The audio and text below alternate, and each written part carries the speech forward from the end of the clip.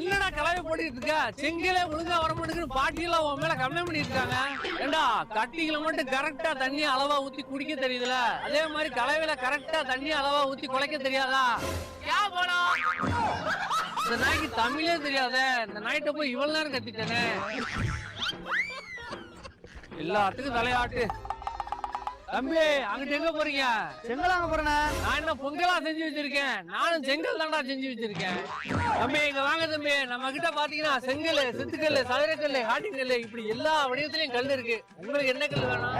அதெல்லாம் இருக்கட்டும், நீங்க செங்கல் எதுல செய்றீங்க? செங்கலா தம்பி? பால், சீனி, வெல்லம், கருப்பட்டி இதெல்லாம் போட்டு கலக்கி ஒரு தேய் செங்கல் ரெடி.